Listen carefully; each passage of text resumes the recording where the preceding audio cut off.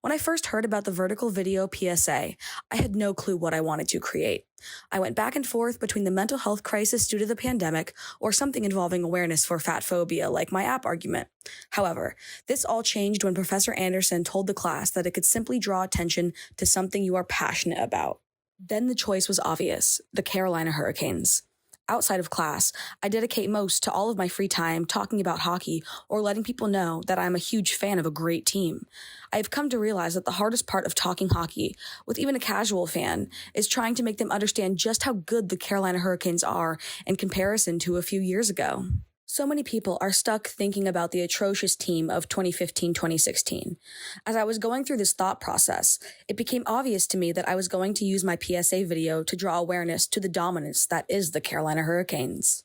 I had already used the Carolina Hurricanes for other projects in this class, so I wanted to make sure it was repetitive in all the right ways. I talked about a star player for my audio essay, so I wanted to stay away from a biography, information-heavy style. Due to all my time keeping up with everything Carolina Hurricanes, I had a lot of fun facts in my arsenal that I could use to impress people. I fact-checked myself and cherry-picked the most impressive statistics to even the most ignorant of fans. I had to keep my passion and knowledge in check to make sure I was appealing to a mass audience. Finalizing these statistics pushed my creative brain into overdrive. One issue I was running into is the fact that vertical videos are hard to come by, especially in hockey. All highlight reels and Twitter posts are horizontal. I was worried I was going to have to make my own videos or, God forbid, utilize horizontal videos somehow. Right before the stress set in, I remembered the one life-saving app that would fuel all of my visuals for the project: TikTok. The Canes did not have an extensive TikTok at the time, but what they did post was perfection.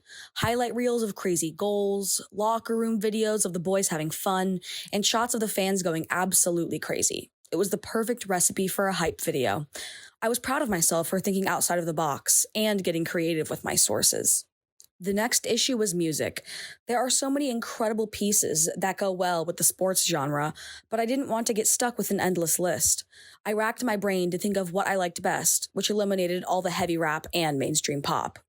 While working on this project, my latest discovery was The Spins by Mac Miller. The beat was irresistible, and the vibe felt exactly like standing on the precipice of something amazing. I quickly edited together my favorite parts of the song before overthinking it all. I felt as though my passion for his music would translate into my passion for the team.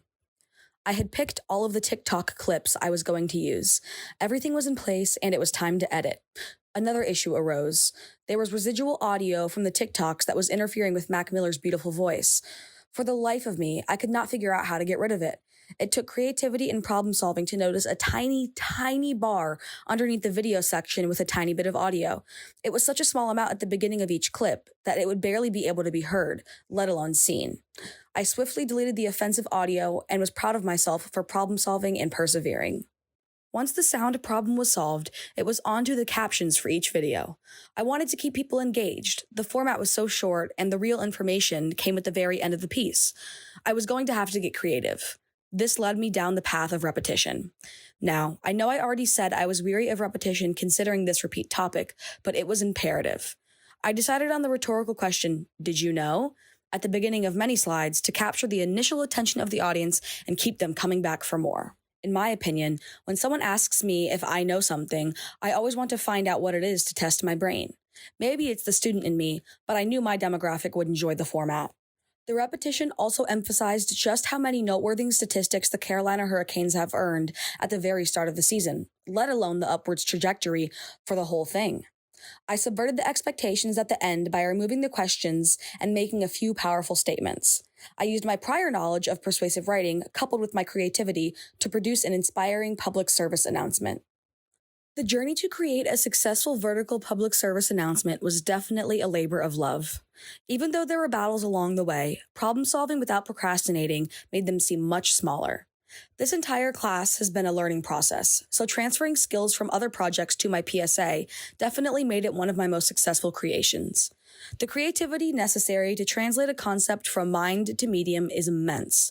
However, my surplus of hockey knowledge plus my passion for the format itself streamlined the process in my mind. I was able to make intelligent decisions about repetition in order to keep my audience most engaged. I was also able to pick music that was authentic and applicable. Overall, even though the project involved the most creativity, it was by far my favorite to create. And maybe that's the reason why.